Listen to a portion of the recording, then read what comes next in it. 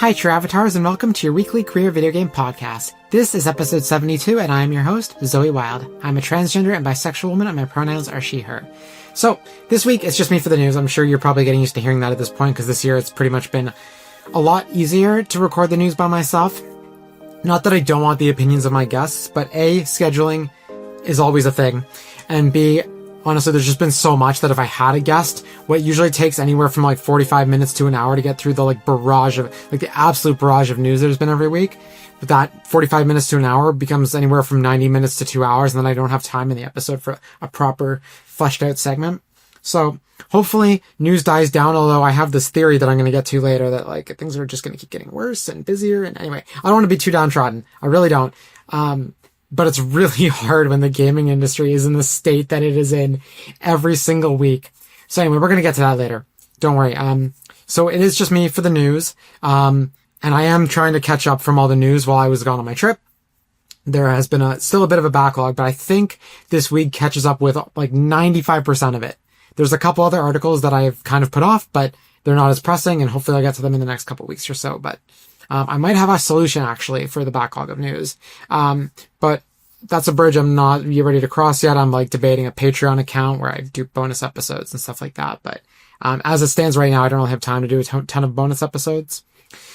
Speaking of bonus episodes, there actually will be one this coming week because Steam Next Fest is going to be happening. I always like to do a bonus episode midweek. We talk about some of the games. So that way, if people hear about the games on the podcast, they still have time before Next Fest is over at the end of the week to go play them. Because if I recorded that segment and then played it in the next episode on the next Monday, Steam Next Fest would be over in a matter of hours after the podcast releases, and no one would have time to play those games, especially since it's Monday morning. Anyway, all that is to say, I have some news for you. Got a show. So some of the headlines do include, there's a bunch of Pokemon anniversary news, which is super exciting.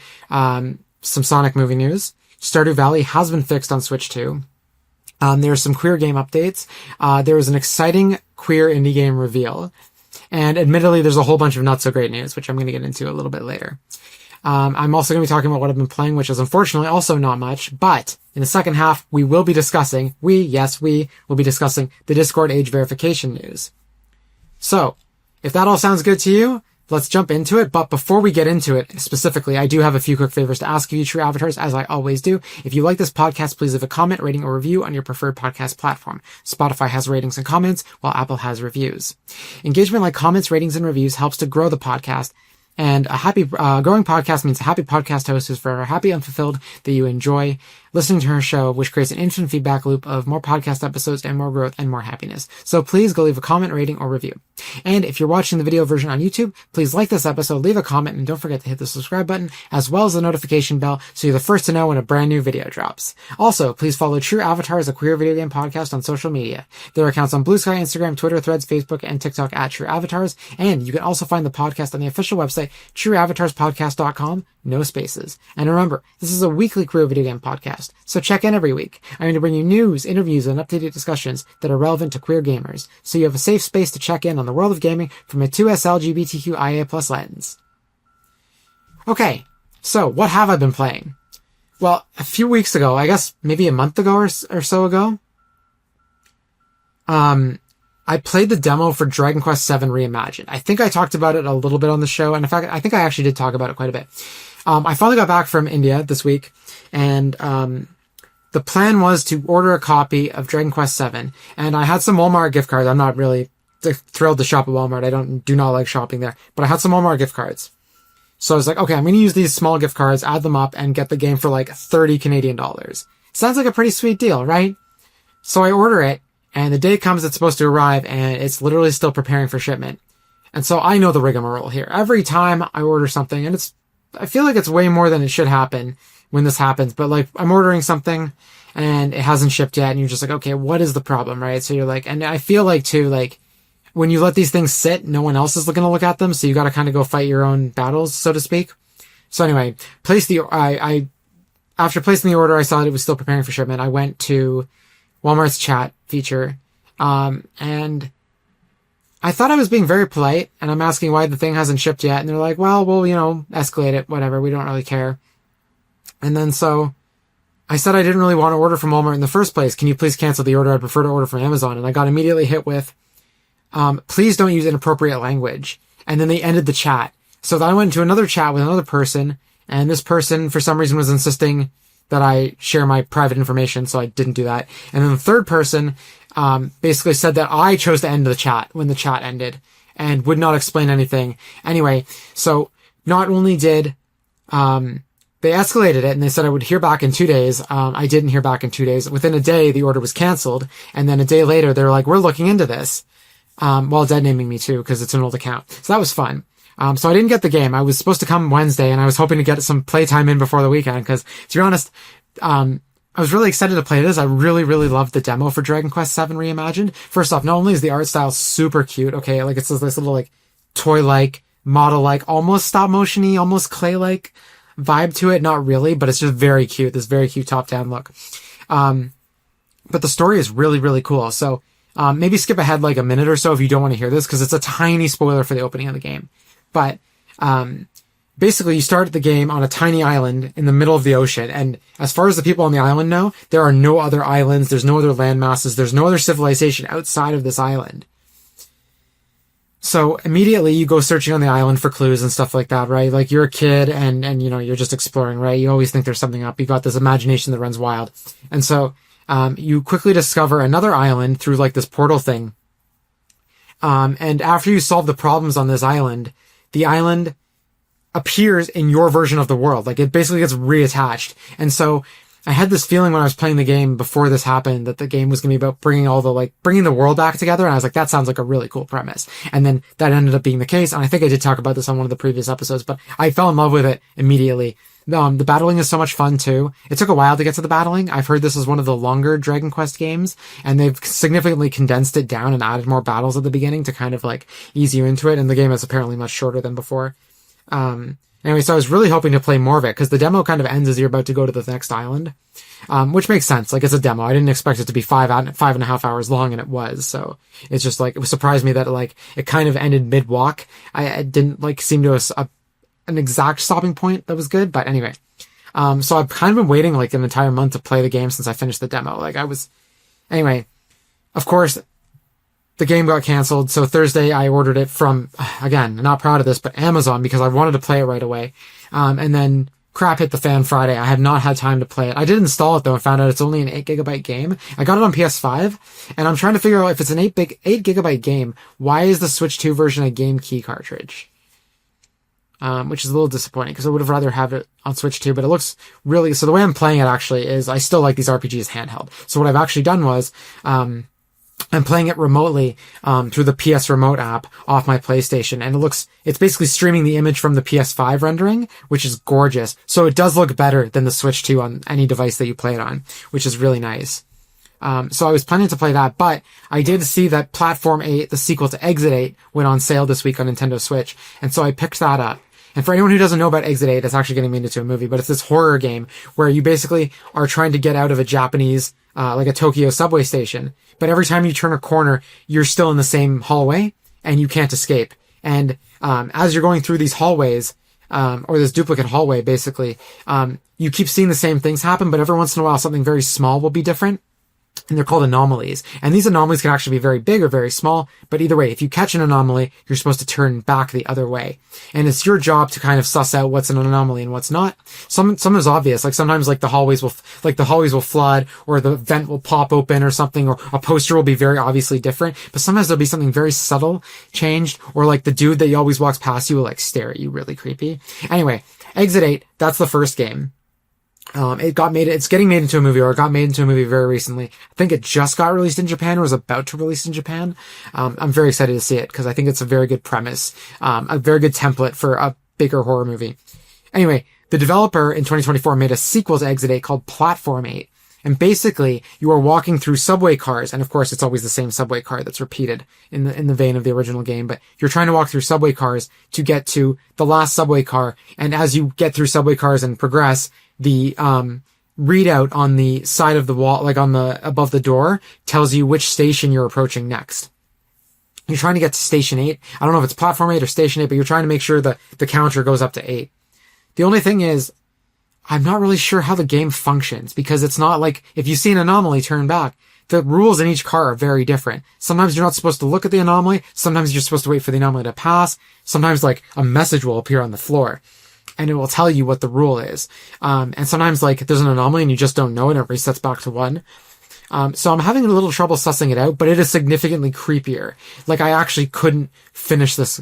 Like I started playing last night. I woke up in the middle of the night and I was like, well, I can't get back to bed. I'll play some Platform 8 just for a little bit because it's something very easy to kind of pick up and put down, play for 5 minutes.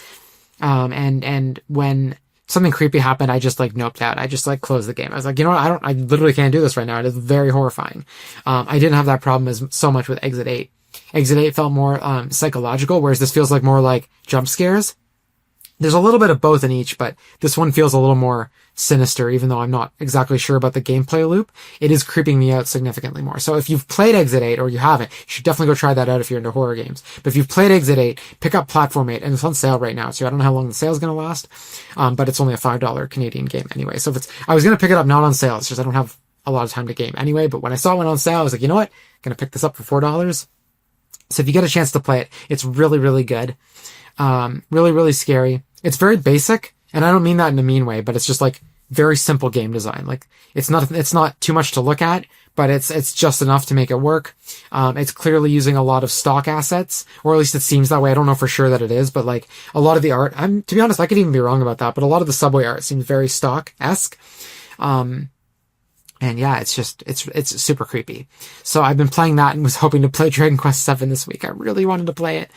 So hopefully get a chance next week, but going into the next week, there's some news anyway, which I'll talk about, but I think a lot of my game time is spoken for by upcoming video games. So anyway, with that in mind, I guess my first news story is about that anyway. So let's jump right into the news.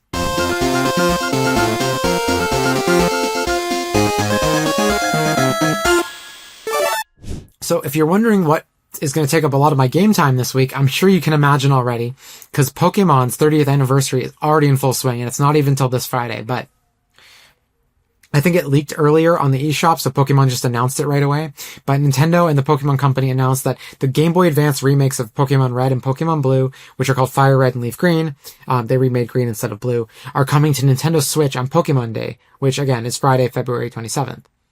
So, I'm sure you're thinking, oh, that's cool. These games are coming to Nintendo Switch Online. They are not. So they are not coming to Nintendo's subscription service, Game Pass, online equivalent, PS Plus, what have you. But they are actually individual games you can buy on the eShop and keep forever, insofar as you get to keep them forever, as long as the digital store is around. But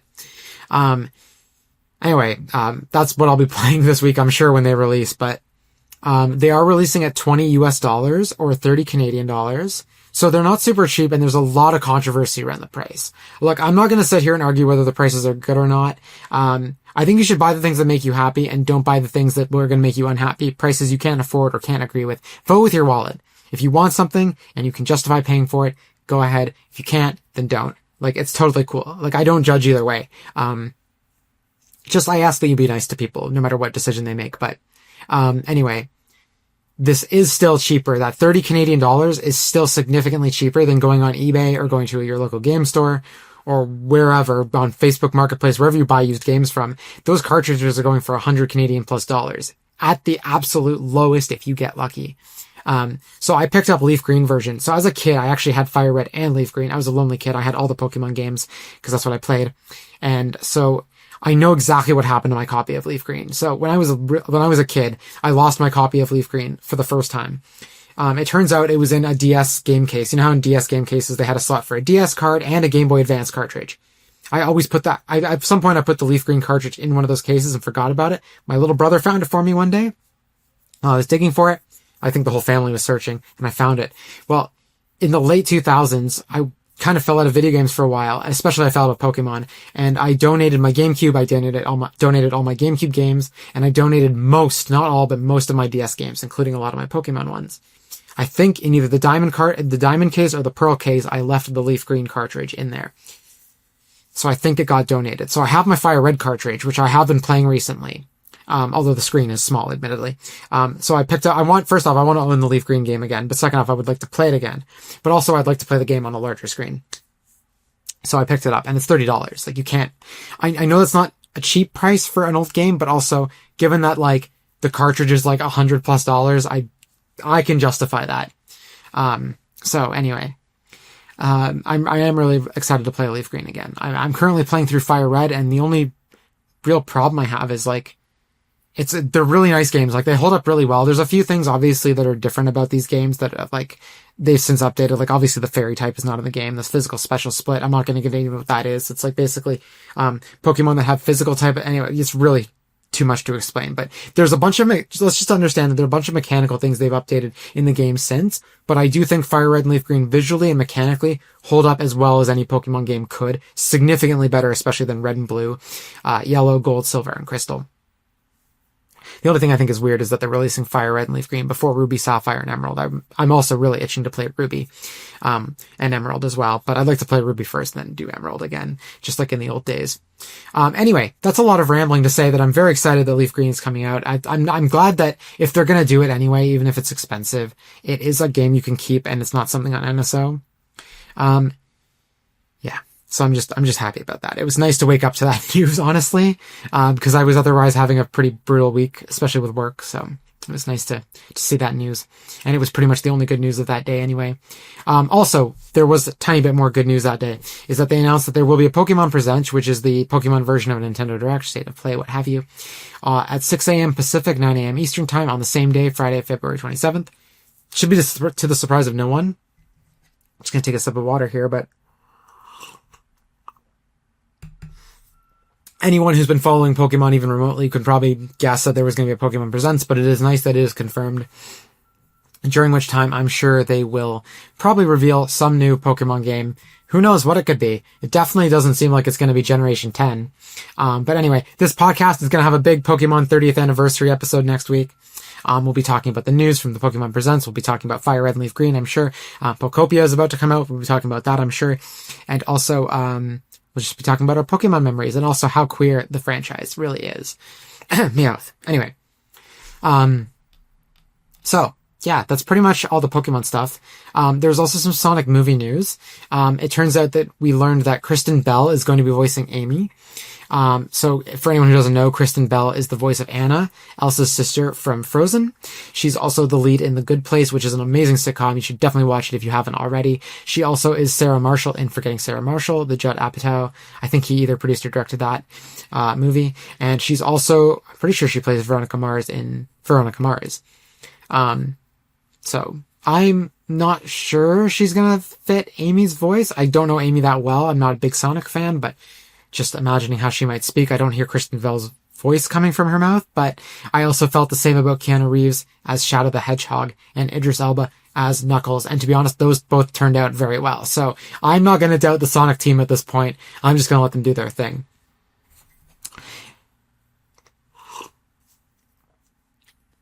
Just a bit more water.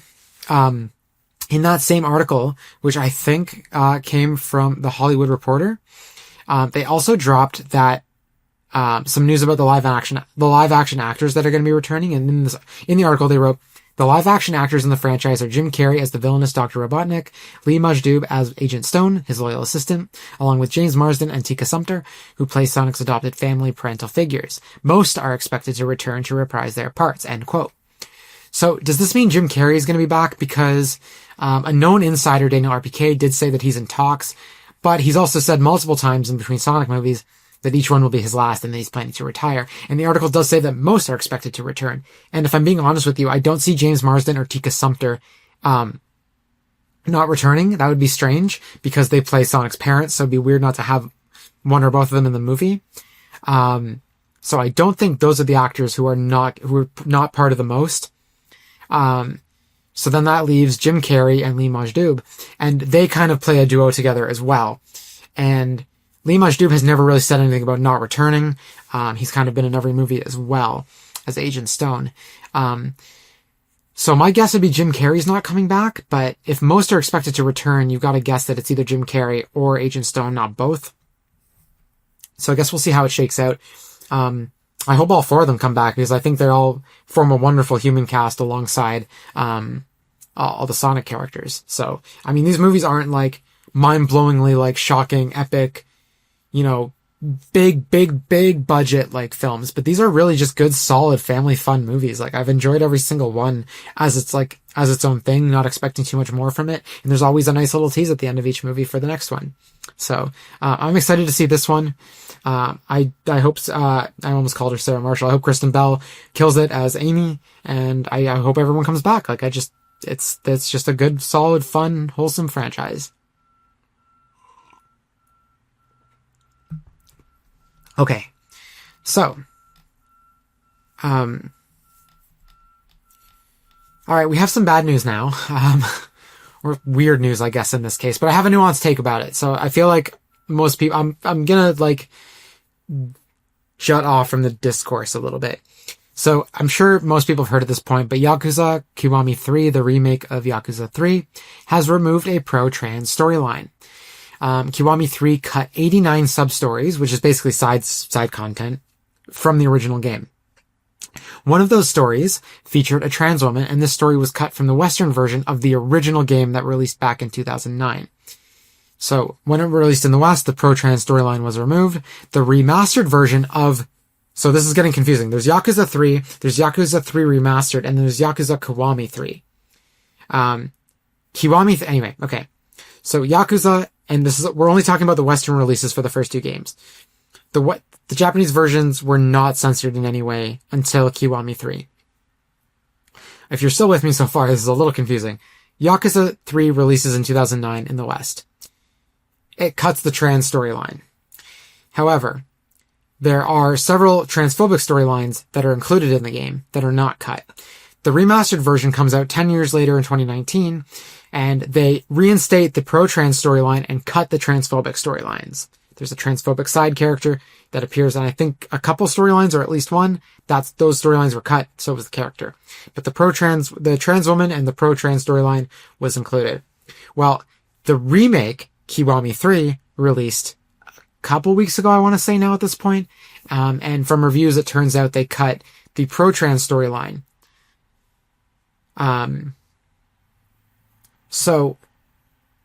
But they also, the thing that weirds me out is like, okay, yes, at first glance, this seems really bad. And I'm not going to disagree that say that it's not bad. Cutting pro-trans content is always disappointing, to say the absolute least. However, it turns out that they've actually cut 89 of these sub-stories out of, like, I want to say somewhere between like 100 to 130 of these things. So they left very few of them in the game. So I don't think this storyline being cut was really part of any kind of agenda, because they also cut all the transphobic storylines again from the Japanese version as well. So if they had left the transphobic storylines in and only really cut a few storylines plus the pro-trans storyline, I would say that this is bad news.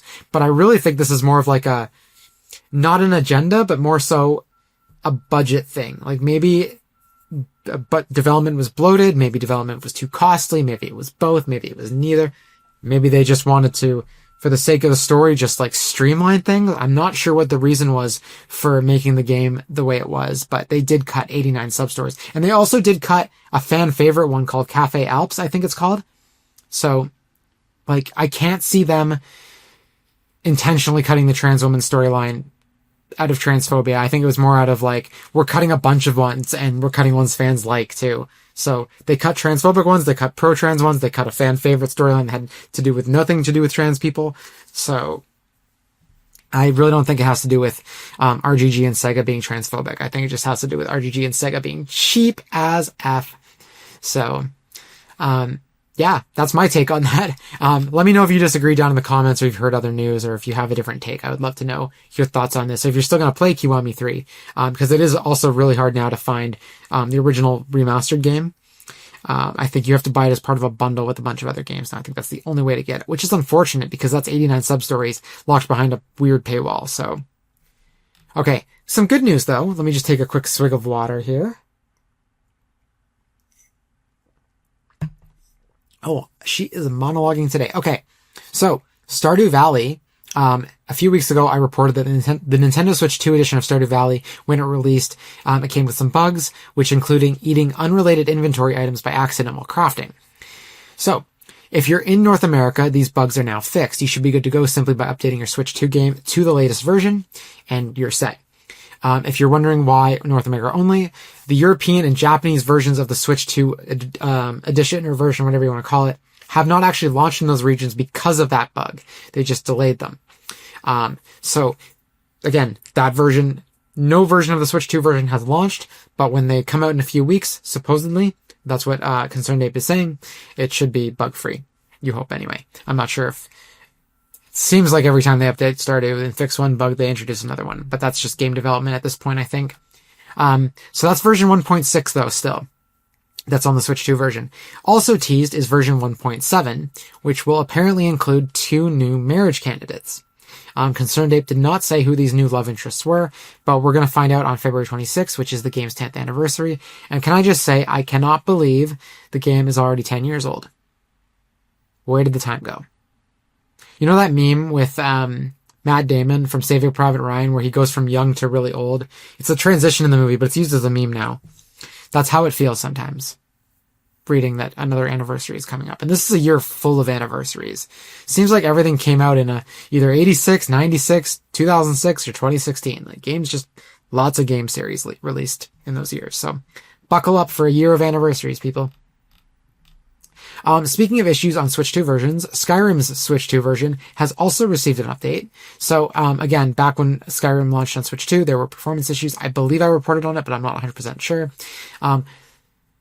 Among these issues, there was a latency issue, so like input lag, and there was no 60 FPS option. So they've updated Skyrim's Switch 2 version, and they've added a visual mode and a performance mode. The visual mode is locked to 30 FPS, and the performance mode is 60 FPS. The resolution is somewhat reduced in performance mode, just as a heads up. And again, performance mode is the 60 FPS mode. So if you want that higher frame rate, you're going to have to deal with a lower resolution.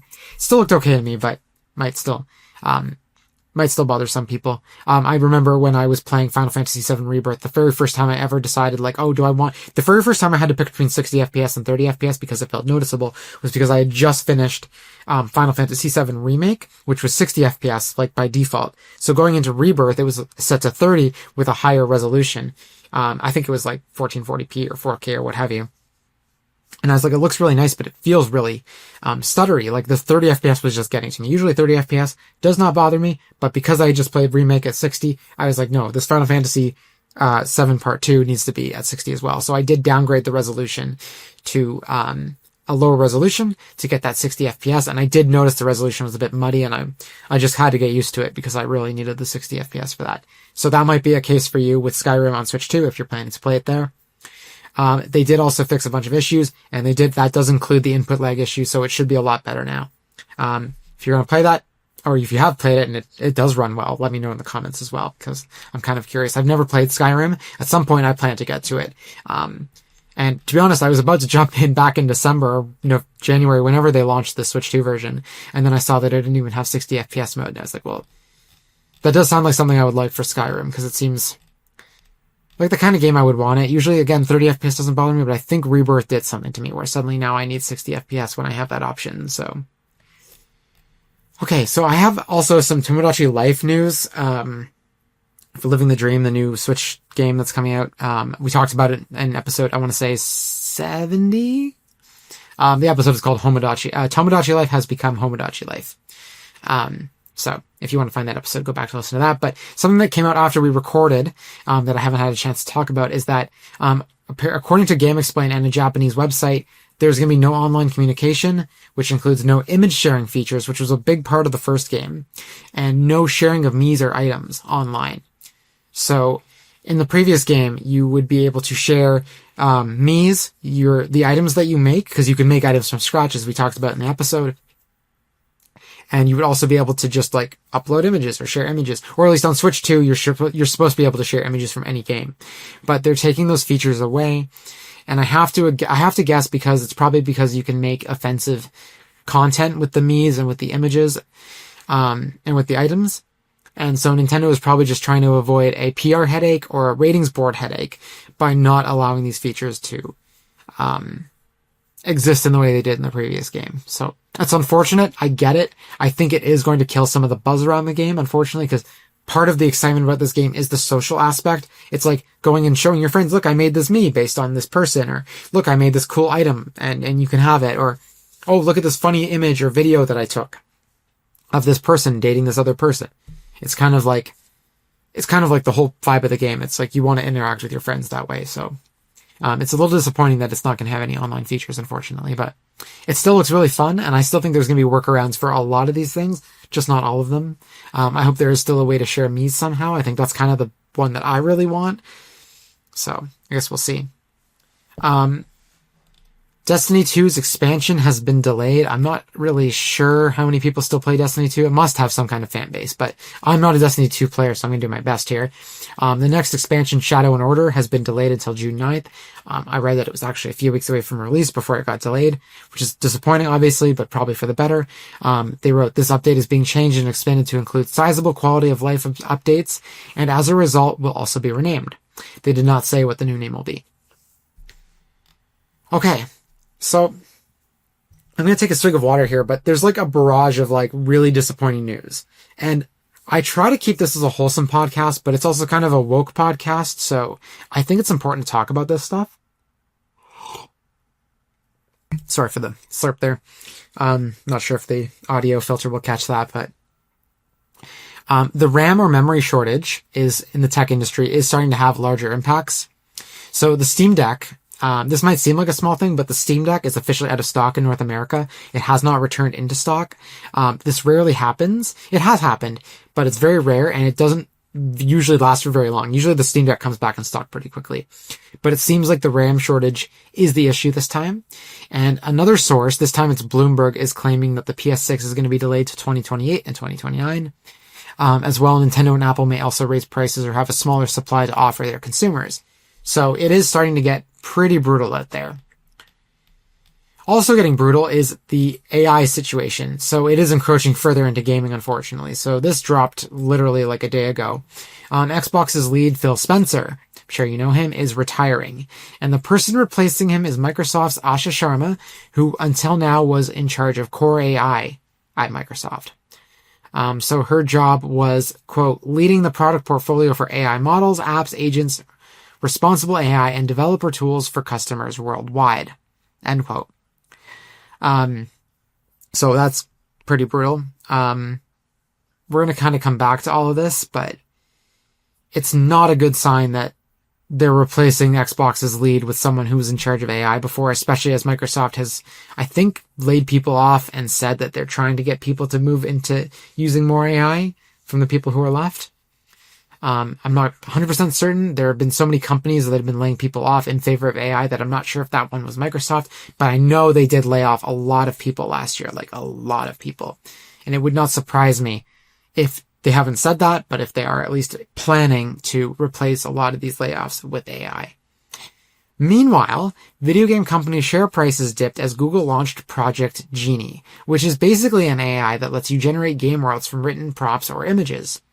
I've seen it in action, actually. So it basically, the way it works is it doesn't last very long. Like it lasts like a minute or two, the game world is generated, and it is generating it in real time. So it's not like you ask it for like, let's say you wanted to generate a Mario game. I don't think you could, but let's say, make me Super Mario Odyssey 2. It would not generate a level from Mario Odyssey 2 that you could play in perpetuity for as long as you want. It would put you into a game world, and as you move through it, it would generate the game world as you have prompted it. So the example I saw, someone was kind of like turning the camera around, and when you first saw behind them, the world looked one way, and when you saw that behind them again, the entire background had changed completely. So basically, yeah, it's generating as it goes. It's not consistent. It doesn't last very long. It's not very great. But the fact it's causing share prices to dip for people who make actual games with real human beings is not really a good sign. Whether you feel good about corporations or not, we also saw the share prices that did drop for these companies included Unity, CD Projekt Red, Nintendo, Roblox, and Take-Two. Take-Two owns Rockstar, by the way. Finally, something also awful that happened this week. Again, I think this was a Friday, late in the day news drop, or at least on Friday, regardless. TikTok has started generating AI advertisements without consent for games publishers. So Finji, you may not have heard of Finji, but you'll know the games they make. They've published Night in the Woods, Chicory, A Colorful Tale, and Tunic, and they are also the developers of the game coming out called Usual June. which I checked is supposed to come out in 2025, and now it just says coming soon on the Steam page, so I assume they need more time. However, basically what happened was, in their comments section on their own advertisements, people were saying that they were getting AI-generated versions of those advertisements for Finji's games, namely Usual June. And I'm going to do my best to explain this here, but basically, when the character of June was being AI-generated, all her features were being exaggerated to a racist degree. So like, things were accentuated in a way, if that's the right word, in a way that wasn't great, basically. So Finji, in response, got up with their support team, TikTok support team, and said like, hey, so we didn't opt into any of the AI generative content stuff. So why is this happening? And first off, it sounded like TikTok couldn't even find proof that it was happening, because they couldn't even find the ads themselves. They only knew about it because players were sending them videos of the ads, like screen recordings, which is all sus. Not that the players are doing it. I don't think the players are lying, but I think it's sus that like you can only find these through like, and YouTube has the same problem. It's really hard to find the root video because all the ads are unlisted. So you can't just search for the ads after you've seen it. If you don't get the URL as you're watching the ad, poof, it's gone. So I wouldn't be surprised if it's the same for TikTok. So this is all sus. And so also TikTok again says like, we can't really find any proof of it. So they go back and forth with support, and support finally realizes, okay, like we found proof that these ads happened, and Finji wants to escalate it to a higher team and figure out why this is happening despite them not opting in. And it turns out there's some other setting that doesn't disclose that AI is part of it, that they've opted into, they didn't even know they opted into. And they're asking to speak to a higher, like they're asking to escalate it. And TikTok basically said like, no, that answer for why this happened is all we can do. This is the highest person you're going to get escalated to, and that's it. So TikTok was basically no help at all. And the ads I think the ads got taken down. I'm not 100% certain where the article ended on that. I was kind of sick to my stomach reading this whole thing. But let me just quickly scan here. Let's see.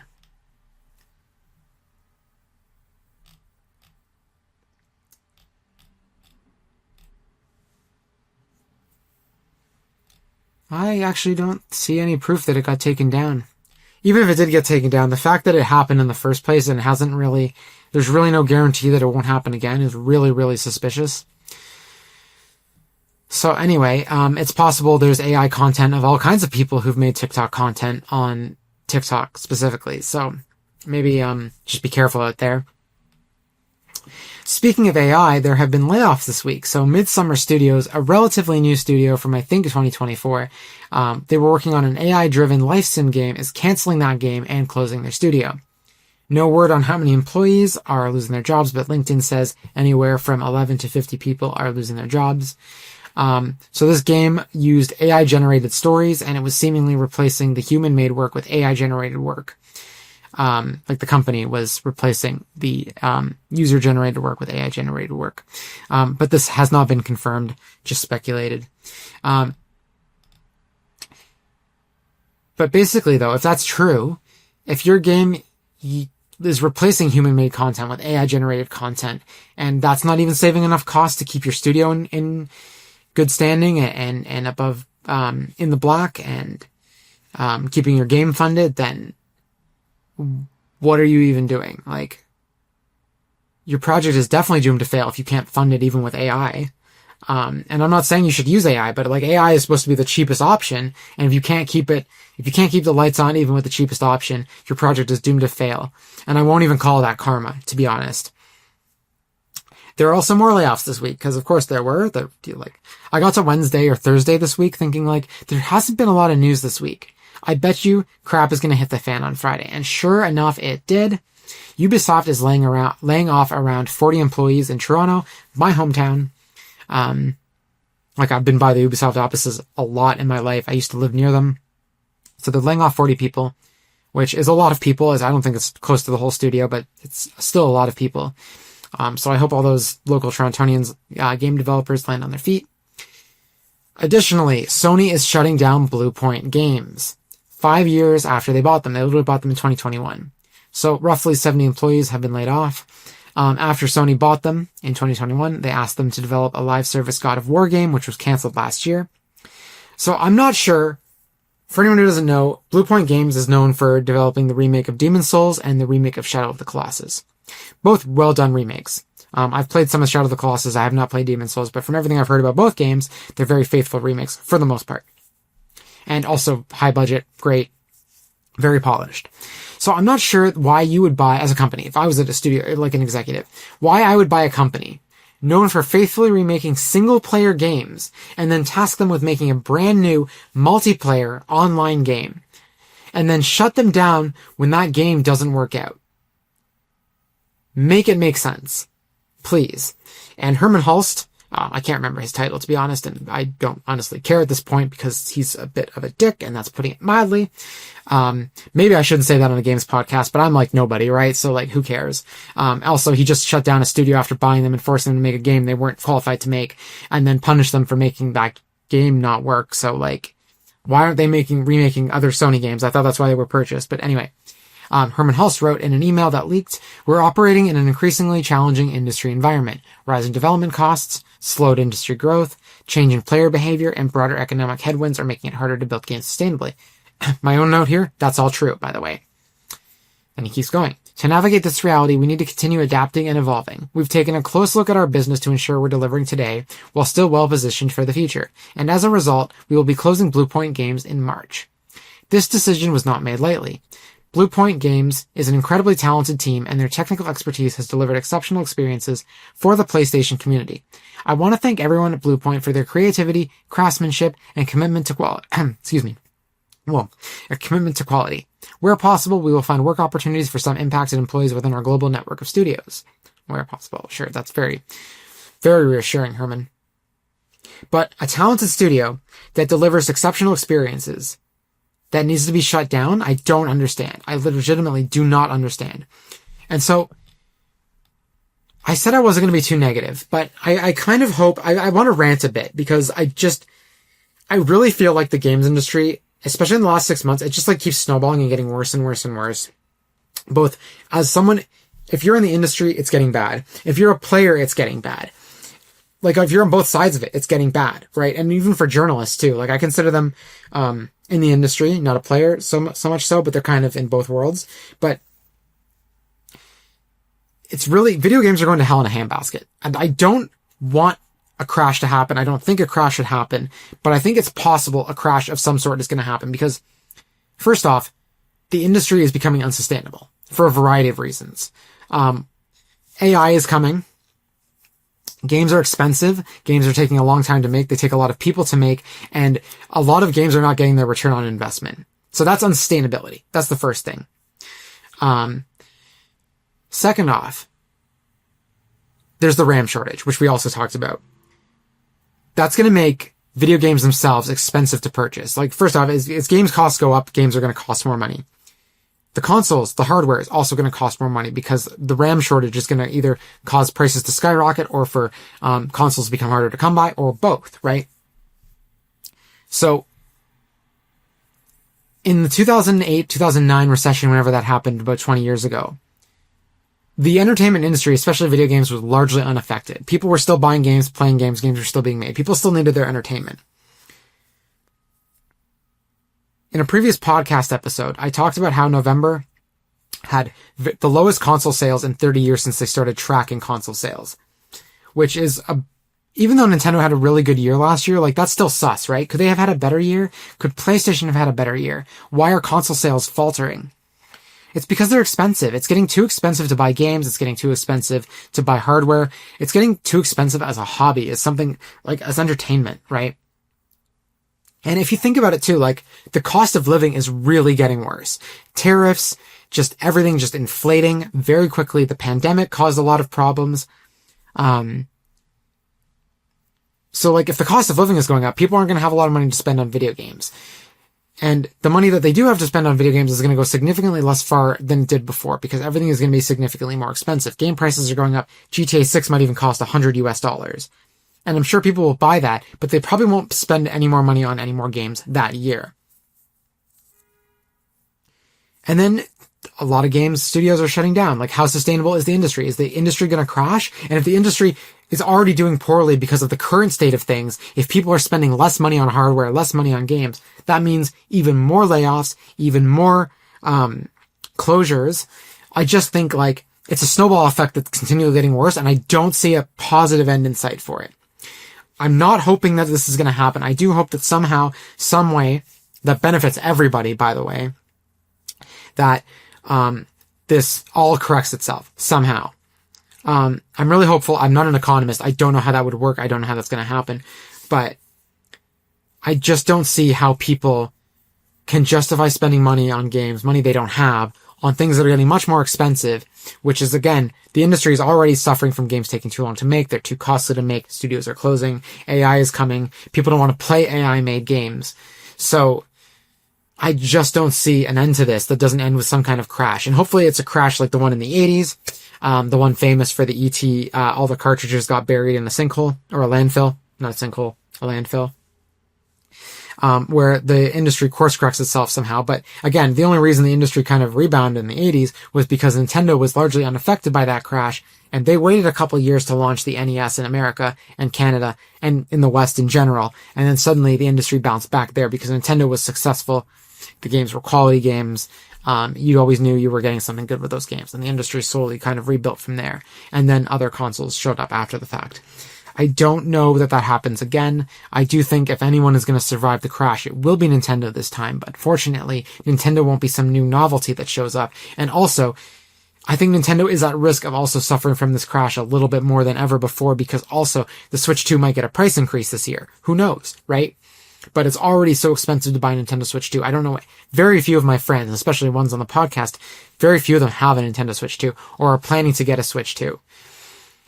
So, and also $70 US, $80 games, which here in Canada, like games are anywhere from like $100 to $115, and after tax, like Kirby and the Forgotten Land Nintendo Switch 2 edition, if you want that entire package, costs 130 Canadian after tax here in Ontario.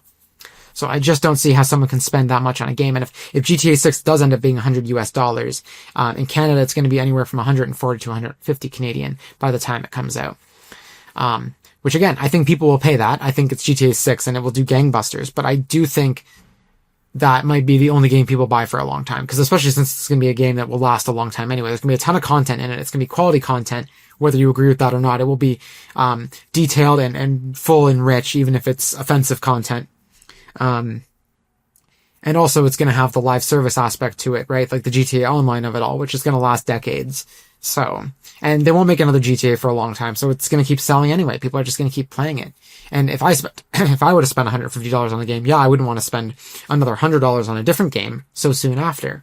So, I really hope that all this BS does not come to pass, but I don't see how it can't. It seems like every day, especially in the last 6 months, it feels like shitification is getting faster and faster, like a snowball rolling down a hill. So I just don't see how this ends well. I do hope that if the crash does happen, I'm not saying I hope a crash happens, but I do hope if a crash happens, that it is a great reset and things come back in a healthy way, and everyone who wants a job in the games industry gets one, and that AI crashes and burns, miserably. Anyway, that's my soapbox. I am getting off it now. Thank you so much for listening. I have a couple more pieces of news before we wrap up for the week. Two of them are kind of and then the last one is good news. So I wasn't going to promote these two pieces of news again because they come from Ubisoft, but they are technically queer news, and I do want to be as impartial as possible with my reporting, and then I'll leave the spicy takes in the commentary part of my podcasts after reporting the facts. So, that is to say, Solid Snake is coming to Rainbow Six Siege. I'm going to be honest with you. The video description, even the trailer doesn't say much. It's just a cool cinematic of like Snake showing up and, fighting some guys or whatever. But even the video description doesn't make it clear if he's a playable character, if the game is single or multiplayer, if the game is a one-time purchase or a live service game, or who the other character in the trailer is. And I could have looked all this stuff up and found that out for myself, but since it's Ubisoft, I'm not going to do their work for them. That's where my nuanced, spicy BS take is coming in. So if this does interest you, and again, no judgment if it does, whatever makes you happy, like whatever floats your boat, cool with it. You gotta spend your money where you want to spend your money, and you gotta do the things that make you happy. No judgment. However, if this is something that interests you or you want more information on it, I do encourage you to go to the Google box and do that there, because I didn't want to do Ubisoft's work for them, especially since I have another Ubisoft headline here, which is that Assassin's Creed Shadows, the DLC, is finally coming to Switch 2 on March 10th. Assassin's Creed Shadows is a queer game, which may surprise you, and the DLC, Claws of Awaji, is coming on March 10th, as I said. Excuse me. I believe this expansion is already available on other platforms, but again, F Ubisoft, fuck Ubisoft, honestly, and their restructuring bullshit. I said I wasn't going to swear on the podcast, but I feel like it's a little earned. I'm very mad at Ubisoft right now, especially doubly or triply so now that they're laying off people in my hometown as well. So, anyway, I do want to end on some good news, and there is good news, I promise. There's one more good headline here. This Bed We Made, which I've previously spoken about on a different episode, is getting a sequel. So, Lowbirth Games, the developers behind This Bed We Made, has announced that a new game set after the events of This Bed We Made. It's a third-person mystery game, by the way, set in the 1950s, and it's also very gay. But they've announced a sequel of sorts. They didn't call it a sequel, they just called it a new game in the universe, and the titling makes me think it's not technically a sequel, although it is. It's called Lost and Found. I don't know why I didn't write this down. It's like in the URL. It's called Lost and Found, This Bed We Made story. Kind of like Solo, a Star Wars story. Although hopefully the quality of that is better than Solo. So anyway, they posted a brief teaser trailer on social media. It didn't have much gameplay in it, if any. It was just a short cutscene. But they did have some other details in the thread below. Quoting, "Set a few years after the events of This Bet We Made, the standalone short story follows Sophie as she navigates a new chapter of her life. Now working as a stewardess aboard a 1960s transatlantic ship, you'll step into her shoes once again to snoop around and help solve a curious series of thefts. Visit the Steam page to learn more about the project and wishlist it to support our team. Over the coming weeks, we'll be updating the page regularly, rolling out reveals in stages, with each update unveiling something new about the game. Keep an eye out for what's next." So, This Bed We Made is on my wishlist. I haven't had a chance to play it. I think it's on PS5 and PC. I don't think it's anywhere else at the moment. But I did link the Steam page in the show notes for the sequel. So please go wishlist the game and support the devs. Maybe even if you're not planning to play it, at least wishlist it because it does help the devs out. But I've heard nothing but amazing things about the first game, This Bed We Made. So I'm very excited for the sequel, and I do hope I get a chance and some time to play This Bed We Made because it is on my list. It specifically had a whole panel at QGCon, the Queerness in Games conference back in September, which I covered on the podcast as well. And I did tune in for a lot of that panel, but unfortunately I hadn't played the game, so a lot of it kind of went over my head. So when I play the game, I do plan to go back to that panel and listen to what the developers of the game had to say about it. Anyway, that is all the news. I'm sorry it was so bleak. I'm trying my best to kind of balance like the good stuff with I'm trying to be a wholesome podcast, but also like generally speaking, the games industry is in a state right now. So I also want to be honest with people too. So anyway, after this brief musical interlude, we'll be back on to talk about the Discord age verification drama.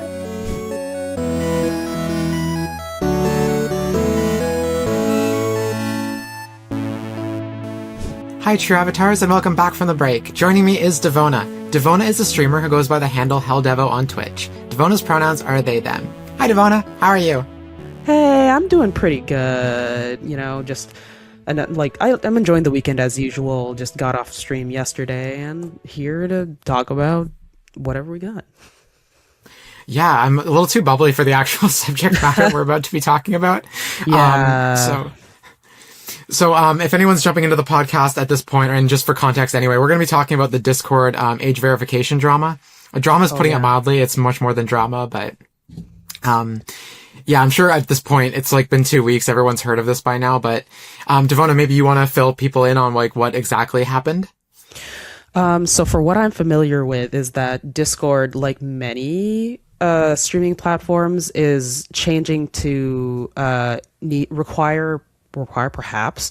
I've heard different stories at this point, but like they wanted age verification to allow people to have an adult account. Otherwise, everybody's going to be locked in like teen form, which is not ideal because, a lot of us are adults and we need to use Discord for various reasons. Like we have servers and whatnot. But yeah, and most people are not happy about having to upload personal information to a platform that's had security problems before, and that we don't really take that seriously. It's not like a work thing. This is where we do our weird, like, little queer anime video game nonsense sometimes. So, like, do we need a whole, like, do we need our passport attached? I don't think so. Yeah, I'm always wary whenever someone, like an app or something, like I was just in India, Oh yeah, and India was great, but when I got there, there was like a payment, platform that they use everywhere. And I yeah. just wasn't familiar with it. And the first thing I did when I opened it up was like, they wanted my passport. And Oh, it's just like, yeah, it could be secure. And I was like telling my friends, like, are you sure this is secure? And they're looking at me like I have 9 heads. But then stuff like Discord happens, and I think I have it somewhere in here where, yeah, like it's previously been an issue where so there was a data breach already with Discord's, like things that are supposed to be private, like IDs and stuff like that. yeah. So just quoting from the article here, Discord recently discovered an incident where an unauthorized party compromised one of our third-party vendors. This was not a breach of Discord, but rather a breach of a third-party service provider, 5CA, that we use to support our customer service efforts. This impacted a limited number of users who communicated with our customer support or trust and safety teams. That's concerning. Of the accounts impacted globally, we have identified approximately 70,000 users that may have had government ID photos exposed, which our vendor used to review age-related appeals. So whenever someone asks for my ID on a social media platform or an app or whatever, like, sure, just because it's Google doesn't mean I don't feel insecure about it. It's true. I mean, like, I don't think there's any clean tech company that has absolutely no breaches or anything. So just generally, like, putting stuff online, it's basically based on your trust in the organization. And when it hasn't done anything to get that, then there's like no real reason for you to feel okay doing it. Sometimes you have to because it's like your local government or whatever, and you need to get whatever done. But yeah, even them, like, people are wary. There's a lot of scams and there's a lot of breaches of privacy out there. So obviously nobody wants to be involved in any of that. Yeah. And so earlier you were mentioning, whether or not it was like consistent with like, you have to give your ID or whatever, or, Yeah. like, so, I'm not sure, entirely how it's going to work and how it's going to roll out and who's going to have to, but supposedly they're going to require, like, not every account will actually have to verify. They're going to use like other algorithms and information based on your account to figure out whether or not you're an adult. I'm not Which sure that how they're in going to do that. Yeah, that in of itself is a little bit like, okay, so you're gonna kind of spy on all my stuff and be like, are is this an adult? I mean, I think the basic way of doing that, I think that I was kind of okay with, was just like, do you have a credit card like attached to your account? And like, what's the name on that? And then until like you have sort of some reason for them to have age verification, then they will just assume that you're an adult. Because like, Discord has various things you can pay for. You can pay for Discord. Well, what is it? They have a subscription of their own services, but you can Nitro? also pay for, like, yeah, Nitro. I don't have it, if you can tell. But like, you could pay for various profile thingamajiggers, which I did pay for because kind of sometimes I just like a little cool thing on my thing. I'm a bit of a sucker for that sometimes. But yeah, like, that's a surefire way of being like, this person has at least, is probably adult. I know kids can use their parents' credit cards or whatever, but I don't think a parent would leave. Well, I don't know. Like, I would like to think that a parent wouldn't leave their credit card attached to their kid's account, because that's a surefire way to be like, oh, where'd this like $100 charge for whatever come from? But Yeah. I guess it's easy as that. Well, that's the thing too. So YouTube had something similar roll out. I want to say in the US, and there was a tweet that I can't find anymore, where someone whose account was like 20 years old had no credit card information attached, nothing like that. It was very private, very minimal information. So they had no way of verifying the user's age. However, the YouTube account in question was created in 2005 or 2006. Yeah, at that point, you got to be like, as so long as it's been like mostly the same email or like a similar email each time and like consistent use, you could be like, that person's like 20 at least. So let's go. Like, but YouTube still required them to give ID. Okay, sure. So I guess my concern is like, how does Discord really know? And how do they like, how do they know that what if they accidentally verify a kid and then there's like the whole issue of like, I mean, I was online at the age of like 8, 9 years old, and I turned out okay. So like, yeah, haha, we both did. But like, so, and growing up too, like in the early ages of the internet too, like we were around for all that stuff where it's like, be safe online, like don't give out your information, don't talk to strangers. And I think that's like talking about age verification, the reason, like how it doesn't work. First off, there's like a number of reasons we're going to get into why it doesn't actually work or do the job it's supposed to do. But also there's the fact that like, and then there's like what the sinister reasons behind this might actually be. But then on top of all that, it's like, do kids need age verification? And if kids need, like, the reason kids need age verification is because parents and teachers, and I don't even know if schools are doing it actually. I just know it seems to be falling off the weight of the responsibility of the parents to teach their kids, like, hey, to monitor their kids' online activity first off, but also to teach kids proper online etiquette and safety so they don't, interact with the wrong content or meet the wrong people. Absolutely. And that's what was instilled in us. And I think we're okay. We have better online safety than a lot of our parents now because we know everything. We were told not to believe everything on the internet when we were kids. And now everyone believes everything you read on the internet. And now I'm skeptical of literally everything. So yeah, the landscape of things changes all the time. But yeah, like it is staggering how much basic internet safety has changed from then until now. And like fear really is a huge tool that allows people to, act accordingly or not. I feel like now what's been lost is that like when we grew up, I think the internet was this big scary thing where anything could happen, and so like accordingly, people were like, "Don't do this, don't do that." Always like, I remember all the websites were like, "Ask your mom or dad if you're allowed to be here before you're allowed to be here," and it's like Nickelodeon.com or whatever, and it's like absolutely fine. Like I could even tell back then, I'm like, I'm on like YTV, the website. It's great. But now I think we've all lost that wariness of the internet for sure. And like really what it is that like it's not super scary, but it's not like not scary. It's the internet is like outside.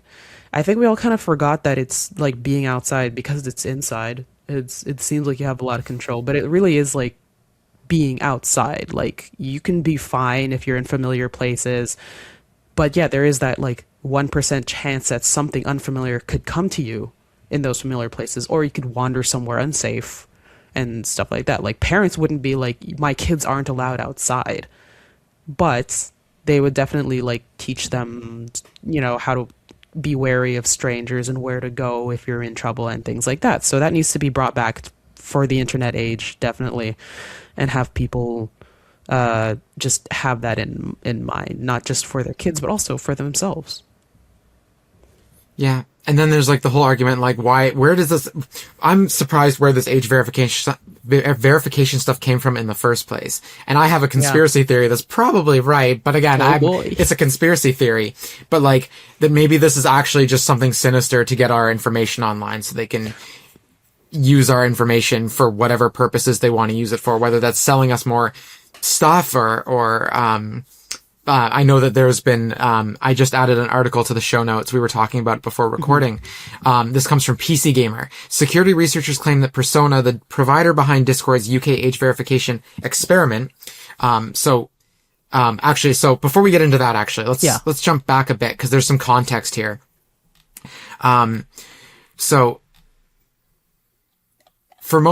This comes from the first article. This comes from The Verge when the story first broke. For most adults, age verification won't be required as Discord's age inference model uses account information such as account tenure, device and activity data, and aggregated high-level patterns across Discord communities. Discord does not use private messages or any message content in this process.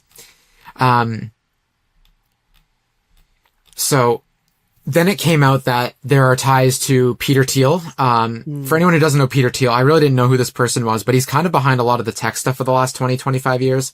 Yeah. If you've seen the movie The Social Network, this is where I first heard his name. In that movie, they mention him by name and say that they're trying to get money from him to fund Facebook. But this also comes from PC Gamer.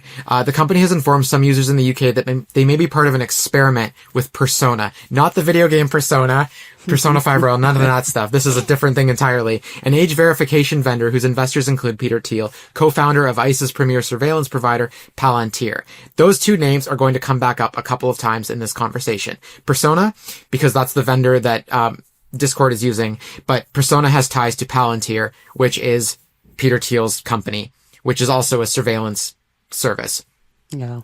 A co-founder and former CEO of PayPal, Thiel is nowadays more often discussed or reviled for his work in co-founding Palantir, the data harvesting and surveillance technology firm that furnishes ICE's deportation efforts with a digital panopticon and compiles databases from the private information of American citizens. Sounds pretty sinister, right? While Discord had previously insisted, sorry to cut you off too, while Discord had previously insisted that facial age verification recordings would only be stored and processed locally, the notice about Persona says that the information you submit will be temporarily stored for up to 7 days, then deleted. While some users have speculated that Discord is testing alternate age verification providers because KID is primary age authentication, there's a lot of names in here. Its primary age authentication partner has proven susceptible to creative workarounds. Discord doesn't specify why some users will be processed by Persona instead. Which comes back to our point I was making before.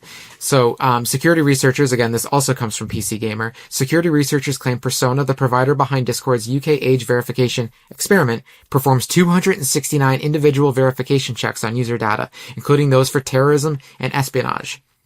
So they're not just using it for age verification. Yeah, of course not. So, yeah, sorry, anyway. Yeah, no problem. I think I saw like a similar thing for this, but when I think about it, this is also from like a post on Tumblr, so, you know, take this with the greatest salt. But somebody made parallels between, because Spotify is now going to start age verification, and then they were connected to another like defense surveillance program because they have had like, I think their CEO or like their founder was also a chairman of the defense contractors thing, and everyone was like, wow, can't believe that. So like I feel like this is usually the impetus behind all of these things. It's going to be somebody in charge that either has some kind of like torch to bear for the cause or like a financial incentive to bring them together. So I don't think that's much of a conspiracy theory. I feel like that's just kind of like what happens, because I think large companies, especially, they have no reason to implement changes unless they have to, or they think it's going to be like uniquely profitable. Because like if I was in charge of like a huge thing and there's like, oh, people are doing this new thing and it costs like time and money to implement, but otherwise it has no effect on me, why would I put it in? You know, it has to be that there is some kind of like thing where the person in charge has like a bee in their bonnet about either the social implications, which happens. I don't think happens as often for profit corporations, but or it's a profit thing, and I think 99% of the time it's a profit thing. It's profit, like some weird personal thing, or like political pressure, which is almost the same as profit, because you can like having connections and like lobbying power is also profit in a way. Honestly, I almost feel a little bit, it's sad that, and it's sad that I feel this way, but I feel a little bit better knowing that it's more of a profit thing, that all these companies are kind of in bed together, than it is like a surveillance thing. And I don't want to discount that it's not a surveillance thing, because it definitely is part of that. But the fact that like all of this is happening because it's going to benefit someone's wallet, I don't agree with it. It doesn't make me happy, but I can understand the logic behind that. And I feel better than like, they just want all our information for nefarious purposes. Yeah. Whereas, that might be the end goal later on, and that also leads to more profit. But right now, like, it calms me down just ever so slightly to know that it's probably more of a profit conspiracy than it is a surveillance conspiracy. Well, the thing is, like, I think generally, yes, it's profit. It becomes like a nefarious surveillance thing when you get some kind of go pervert in charge, which is currently the case in the States. So, like, we're already there, unfortunately. I think in a normal thing, quote normal, like, we would be like, yeah, this is for profit, and we should still be concerned for the principle of the thing. And like, if they suddenly decide to use because like, like, what I think what usually happens is it's for profit. We put all this stuff together, and then there's this honeypot of like big risk to the public that they're like, it's fine. No, don't worry about that. And then later on, something happens when they're like, actually, let's like crack into this big cachet of like public risk right now for our own nefarious purposes that just came up because there's like a war or like something like an actual terrorist attack or something like that, and they'll be like, oh, time to break the piggy bank of like sensitive information that we can use because we're very scared now, and it makes us look good politically, but we're already there. That's the thing. So the ICE is already out there doing whatever. So there's like, rather than just being like, yeah, they're probably going to use it in the future, like, no, they're probably going to use it now. They're probably going to use it now. We can see the nefarious surveillance purposes already. Like, there's also profit. There's always profit. But unfortunately, the nefarious surveillance thing is currently happening. So we can definitely have our hackles up for that, I think. That's true. You know, it's funny, weird, not funny, haha, that Yeah. I've kind of been operating under the assumption that they had all the information they could glean from my uploading any kind of age verification information. That like freaks me out a little bit. But like, I've already been operating under the assumption that they have all that information and have had it for like the last 15, 20 years of my online presence. So it almost feels weird to me that they need more. I feel like, don't you already have all the information you need on me to like watch me at any time? Like, I feel like they can probably just hack into our cameras or, you know, like see our credit card information, see our online habits. Can't they see all of that if they want to already?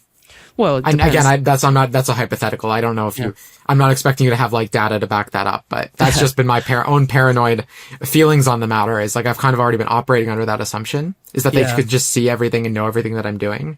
Yeah, sure. I don't have data to back this up. Like, I'm not a specialist in anything. This is just two queers having like wild speculation and like some sources at this point. But yeah, like, but it's not everybody, right? Like, I know you and Amy Lynn that's on here sometimes is just like, they already have it. But like, I tend to not put stuff on. Like, right now, I'm not even showing my face. You know, I don't like to do that. So they're probably trying to try to convince the people that are like between me and you to be like, okay, I'll give up a little bit more, and then stuff like that, so they can get more from those. Because like, yeah, if it was already a thing that everyone was just like, oh yeah, sure, let's just, you know, put stuff online. Like, if we didn't have this whole kind of like online reluctance, then they wouldn't need to do this because they would have it already and it would be fine. It would be like, oh yes, of course you do. But they like, it's not 100% thing. So they're probably fishing for that kind of like 60%, 70% that they don't have yet, because they probably only have like, I don't know, maybe I don't have any numbers. I'm making up numbers. But like, they might only have like 30-40% right now, and they're trying to make it up a little bit. They'll never have 100% because there's always going to be some kind of like tinfoil hat person that later is going to be like, I told you. But like, you know, true, they'll try their damnedest. Yeah, that's a good point. Yeah, it's like they want, like maybe people like me and Amy Lynn are not the target right now because they have enough information to create that profile of us. But yeah, maybe people like you that don't show your face on the internet, and I commend you for that, by the way. I almost wish I could go back 15, 20 years and not do this, but that like, yeah, they just don't have a complete profile for you. Like, I'm sure, and again, this is just guessing, but like, if you've ever you said you've used probably used your credit card on Discord to buy some stuff, not Nitro specifically, but like, they have that. So my guess is like, if you've ever entered your credit card information on any website, they don't have your credit card number. They're not using it to buy things. It's more like they're looking at your credit card spending history and habits to then go, okay, well, you're likely to go spend more money here or spend this. If we show you this ad, this thing, you're more likely to spend money on it. They probably have that information for you. But yeah, if they're pushing this age verification stuff now, and maybe it also the fact that like maybe they want more children's information. And I'm not speaking so much like in an Epstein creepy way, but maybe like kids haven't uploaded that information the same way that they were before, that we were sharing online 15, 20 years ago. And maybe they're like, well, we need to like we need to give them a kick in the pants to kind of get more of this data from these younger people because they're not sharing as much information. And maybe it's not even like the 13, 14-year-olds that are on the internet now, but like the 18, 19-year-olds that are already highly suspect of everything. Yeah, I agree with that age range because like super young people are not profitable. They don't have money or anything. But like people that are about to become adults that have some kind of like summer job or whatever and are going to define the trends of the new like the new years coming up, they definitely are they're always fishing for those people. So it would make sense that they would want that. Yeah, and I hope they stay being suspicious because that's it's a healthy mindset to have on here. I also don't know how much money they have to spend in the first place with the way things are. All the young people I know that are in the age range of like 15 to like 25, like, yeah, some of them have good jobs and they have disposable income, but for the most part, like, they either can't find a decent job or they don't want to, or anyway, the whole myriad of reasons why a lot of younger people don't have as much disposable income as we did, but that's also anecdotal, so I don't have like a source to back that up. Just all the young people I know don't have a lot of disposable income, so I don't know how valuable their data is going to be anyway, but I'm sure they will find a way to make it useful. The Peter Thiels of the world. Yeah, it might just be like for whatever little they do spend, we want that information because it's true. Like, you know, it's especially probably feels really important to be like, oh, you have no money, but the money you had went to me. So that means I'm the cool guy, you know? So like, and like, yeah, it usually does mean the hot product. Cause like whatever teens and like the youngest adults spend on, usually that's what everybody else catches up on eventually. You know, when Facebook started, it was for like young adults and teens. And then eventually now it's for old people, like in the sort of, what's the term? The twilight of its life, or I'd like to think it is. I hope so. Yeah. Like, who knows? But yeah, it's always been a market that's been very sought after. So I have another source in here that talks about why age verification laws are useless at what they're setting out to do. And I'm going to read this, but I also have this theory that I'm going to preface this readout with, is that I don't think my personal theory is that these age laws have nothing, like we've already been talking about this, but I really don't think the reasons they're pitching these to governments, to parents, to children, to the general public, to justify these things, I don't think it's because they want to keep children off porn sites. I think that's just like an excuse. The same way they're like, you know, they're saying like trans people are only out there to groom people and we need to stop trans people from transitioning because they're just gonna, like, I don't think it has anything to do with that. I think that's just the scary reason they pitch to the news outlets and then they run with it. But I'm just going to read here from Mashable. Experts have long told Mashable that these laws won't work for their intended purpose of keeping minors off pornographic websites. Software like VPNs can circumvent them.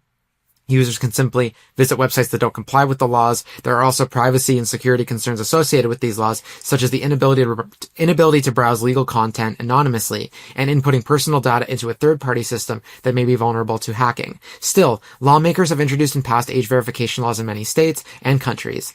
And since the initial release of the working paper in March this year, the Supreme Court has deemed age verification laws constitutional. This, of course, is in the U.S., despite concerns that they quell free speech and thus infringe on the First Amendment. To throw the legal stuff aside, but the fact that like these things they're proposing don't work, and they're gonna do it anyway. Like if that was really their concern, is keeping kids off porn sites, like wouldn't you find another way to do that if this wasn't working? And I think that just goes back to your point that this is all about for profit and not so much for actual security reasons.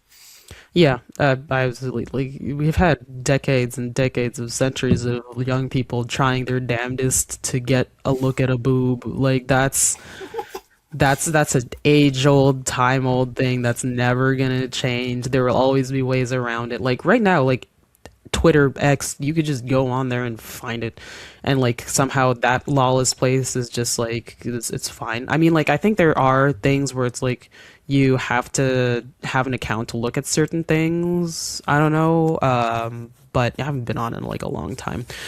But yeah, there are always going to be places, and it's in the interests of people who make adult content to kind of want it to be relatively available.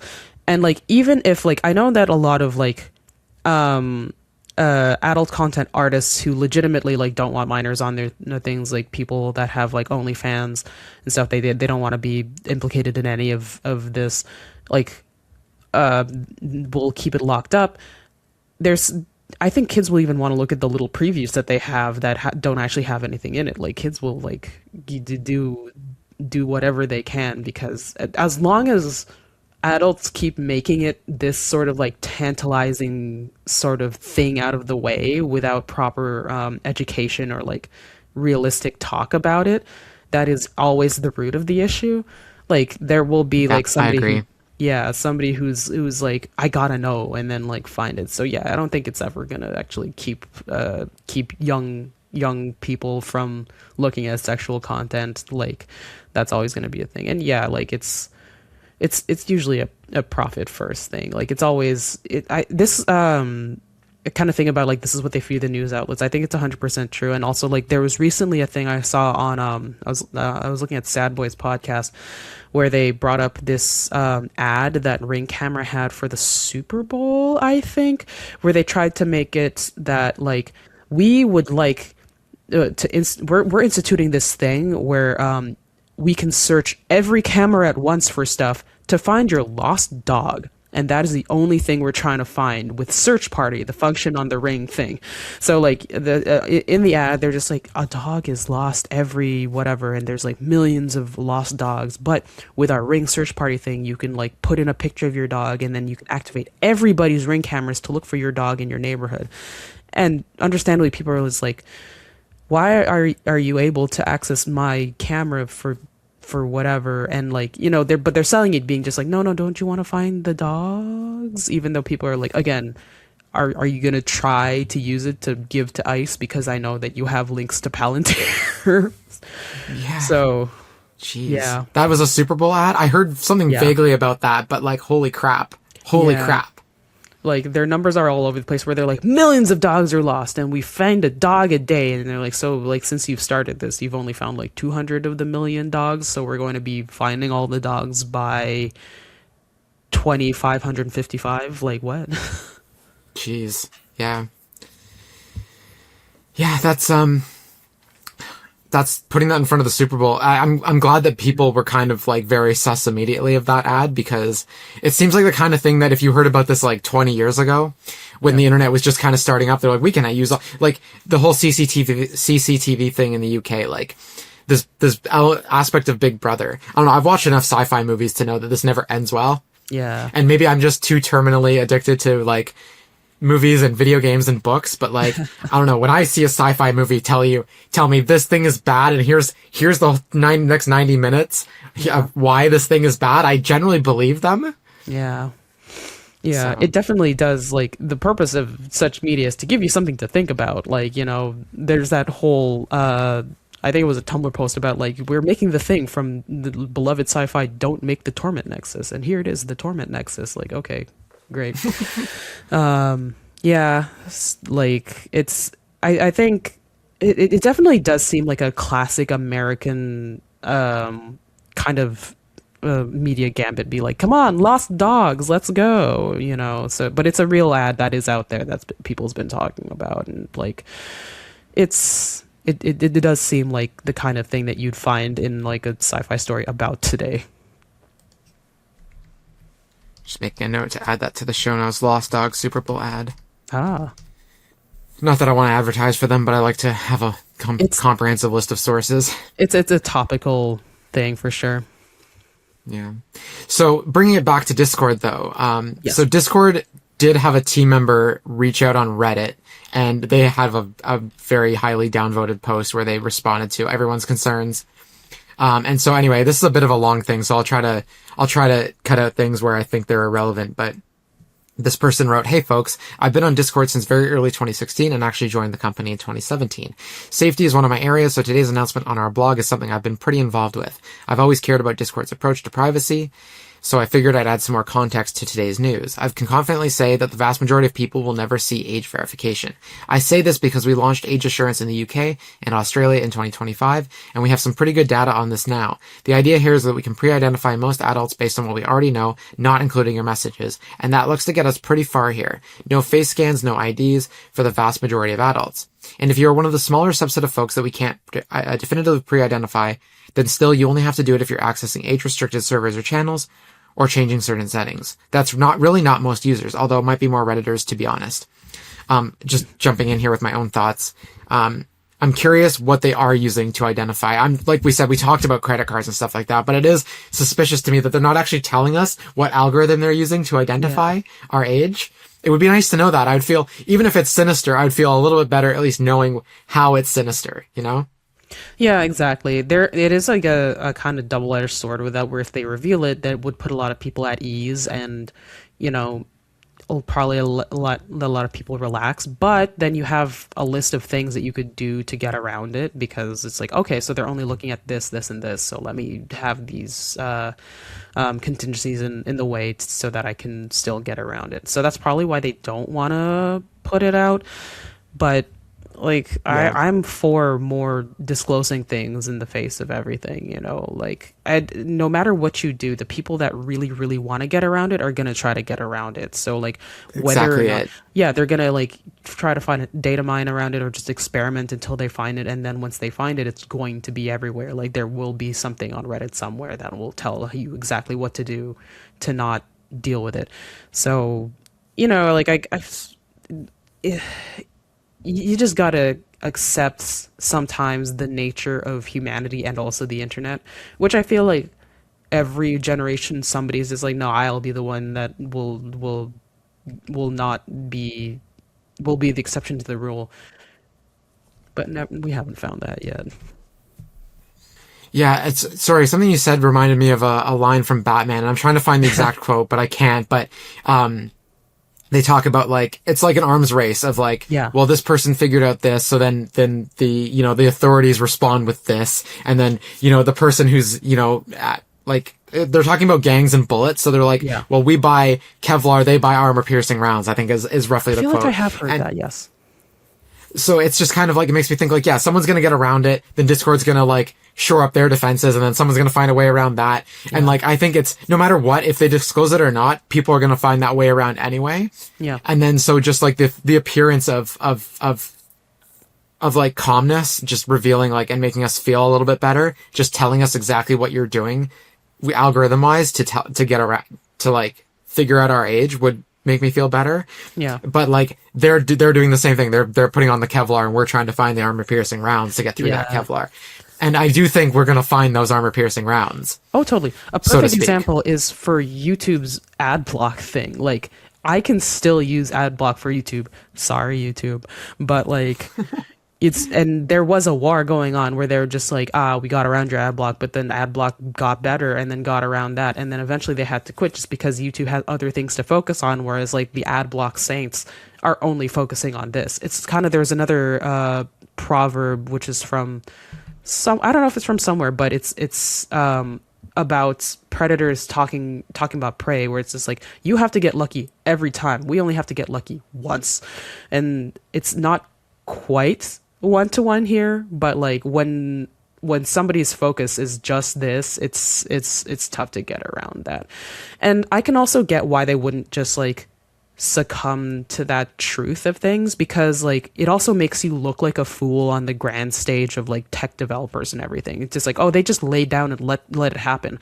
Whereas like, even with YouTube, like, we get to be like, haha, we win. But like, if they put up a fight, then they're not going to look so bad in the whole like scope of everything because they tried. And I think that's the case here. Like, they don't want to be like the one person that just like makes that decision to let everybody in and just let it happen, because like everybody else in that field is going to be just like, well, we didn't do that because we're stronger big chads or whatever. And it's well, yeah, then there's like, I think I don't know if this happened. I'm not really a Tumblr person, but it sounds like you use Tumblr. Did you see when Tumblr banned porn? Did you see a mass exodus? There was. From Tumblr? There was, but like true users, true freaks like me stayed on regardless. And yeah, there was an exodus, and then people came back for various other exoduses from other places. Like there was a Reddit exodus when they had like the mod blackout for a while, and they came back. And I think that like there was just like waves and influx and coming back. And so there's still a dedicated user base that everybody believes is dead. But yeah, like that definitely did happen. Like it's still spoken about, and adult content still found its way back on there. It's still there. Now it doesn't last very long as it used to. You can see, and it's usually like, unfortunately, whereas before it was user made adult content, it was arts, it was personal stuff that people want to share. Now it's mostly bots, which is Right. isn't that the thing that you don't want to happen, where it's like shared without thought, it's shared entirely for like sketchy profits and maybe giving you viruses, and those are the primary that's the primary adult content you might find there, and everybody can see them because they'll follow anybody. Like you'll be there and you'll get a follow from some weird looking account with like a sexy girl as the profile picture, and you're like, it's one of those. If you want to check their profile because you're just like, I don't know, maybe this is a real follower, but you do, and it's all porn, and you're like, well, cool, I guess.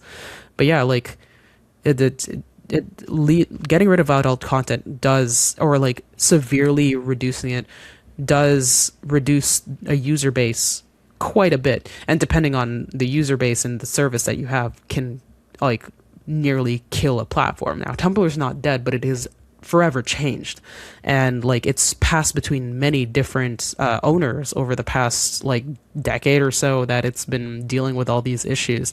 And I think everybody on Tumblr is pretty aware that like it's just a struggle for the people that work for the platform to try to make it stay afloat, which is like hard, I'm sure, but that's kind of what any business has to do. Like when you're a business of any kind, it's rare that you just get to sit on your laurels and have people like come in and use whatever you have. You always have to be promoting what you've got going on, especially if you have a growth mindset, which like in my opinion is not actually necessary in life. Like it's just one of those things where it's like it's always shareholders that want more, you know. Like usually CEOs and like people actually working there are great when it's a plateau because they just get to kind of maintain or whatever, but there's always some hungry belly that wants more money, and you know, that's kind of thing. And I hope that that's what Tumblr has to deal with right now, is just that like their shareholders are just so jaded that they just get to maintain the whole time. But every now and again some weird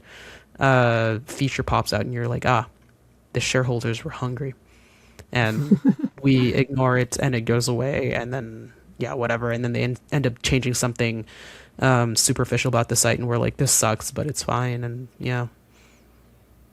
Yeah, so I think it's really interesting that like Tumblr saw a mass exodus, but then other people, because like my first thought was like, well, if someone's going to create a Discord alternative, because there really isn't a good one. The only one I can think of, and again, I don't think it serves all the functions of Discord. I think it's just like, it's a really good message board function, like for threads and topics and stuff like that. But the only one I could think of is Slack. There are a whole bunch of alternatives, but none of them are popular. And certainly I haven't heard any of them in actual conversation with other people in the last few weeks since this news hit. So do you think Discord's going to see a max exodus? Like, are you going to leave Discord if this happens? I probably, well, depending on how bad it is, if I get put on a teen account, because from the whole time, I intended to just see where it went. The same thing I did with Tumblr, and just see how it is. And obviously, if it like gets rid of the key elements that I need to use it for, I probably would leave, especially if an alternative pops up, like people did from Twitter to Blue Sky. And yeah, but it all depends on what they do. Like speculation can be anything. I have a feeling that it'll probably be usable because like people can just find their way anywhere. The thing is, like, because like you said, there hasn't really been much of a Discord alternative that's been like, come over here. I think they might be relying on that fact that they fill a certain niche that nothing is filling right now, to just be like, no, deal with it, and then people might deal with it. It's very true. But I think when that happens, what they'll have to contend with is once we see what the platform now lacks and what is now it's now not offering. That's when an alternative can pop up, can be like, oh, okay, so you hate this and this and this and this, so we'll make one without it and you can go here. And so we might not know until like it's been in effect for a good few months. Or it might not be that bad actually, and we might just be like, oh, so like all this bluster was just like for the news. I don't know. We just definitely won't. There was another thing that I saw this of where this is very small potatoes that was only like used for my job, but there was a big sticker manufacturer called Sticker Mule had like an online sort of tirade where they were supporting Trump and stuff, and that made a lot of people uncomfortable. This was like before the current year. I think it was a few years ago. And so a lot of people like in indie creators wanted to switch from that, and like there's several other sticker manufacturers that went like, hey, are you having current problems with your sticker provider that we're not going to name? Why don't you come over here? And like, we're definitely going to, that happens every time whenever something like this happens. Whenever there is like a massive purveyor of services that suddenly pisses off its user base, there will be somebody, whether or not they're a huckster or a real person, that's waiting to just like snatch that user base from it every time. And it's just up to time to see if it's like better or usable or not. I'm glad to see Blue Sky has been doing well. Everyone kind of was like, I don't know if it's going to do that. But yeah, hopefully we'll be just as lucky with Discord if that comes to it. Yeah. Just to kind of put a cap on this, before we move over to Queer Game of the Week, Discord also did give an official clarification on their website, and they wrote clarification on our approach to age assurance. We've seen some questions about our age assurance update, and we want to share more clarity. We know how important these changes are to our community. Here's what we want you to know. Discord is not requiring everyone to complete a face scan or upload an ID to use Discord. The vast majority of people can continue to use Discord exactly as they do today without ever being asked to confirm their age. You need to be an adult to access age-restricted experiences such as age-restricted servers and channels, or to modify certain safety settings. For the majority of adult users, we will be able to confirm your age group using information we already have. We use age prediction to determine with high confidence when a user is an adult. This allows many adults to access age-appropriate features without completing an explicit age check. When additional confirmation is required, we offer multiple privacy-forward options through trusted partners. Facial scans never leave your device. Discord and our vendor partners never receive it. Of course, we know that little part is true. But then they wrote, IDs are used to get your age only and then deleted. Discord only receives your age. That's it. Your identity is never associated with your account. I don't know if I believe that, but anyway, we hope this helps to clarify some of your questions. This work is important because building a safer Discord requires a thoughtful approach alongside the communities who make Discord special. Over the coming weeks, we will be sharing additional information and FAQs in this blog with more details on our approach. And you can, listeners and viewers, find that link in the show notes. But anyway, Devona, before we move on from Discord, do you have any final thoughts? Yeah, I mean, it is funny how the internet changes, but always kind of stays the same in a lot of ways. Nothing will ever be like Web 1.0 and ever again, because that was a very specific point in time that was limited by both like user base and level of technology and things, but at this point, like, it's kind of a human behavior thing, and we should always be wary and we should always speak up for what we need. But it feels like nothing is all that surprising anymore, and it's both funny, but it's also a little bit sad. But I think humanity will always try to find its spaces and make its spaces for itself, no matter what.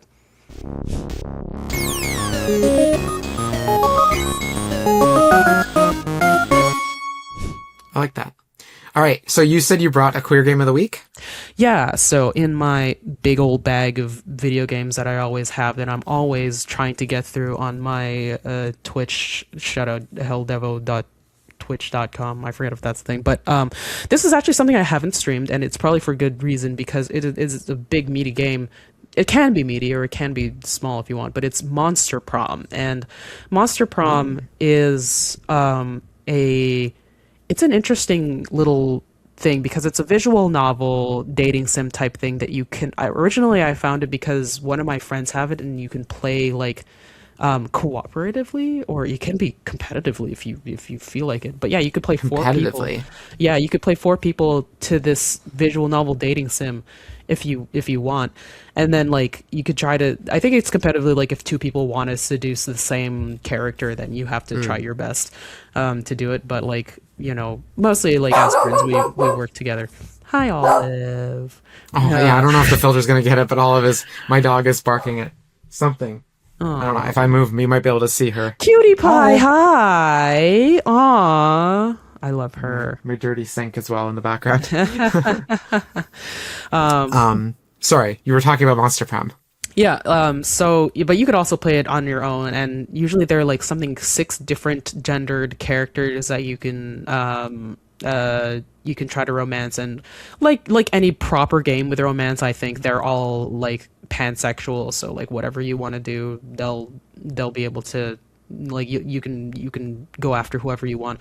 But there's multiple endings, multiple partners, lots of different like little plot things and jokes and things that you can get. There's so much content in this game, and now there are like 5 of them.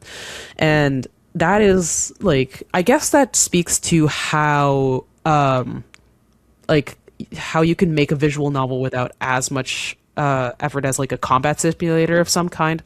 But like that doesn't like speak to there being less quality. There's just, because you can make one a bit easier, there's just now more of them. So there's like Monster Prom, there's Monster Prom 2, there's Monster Camp, there's Monster Road Trip.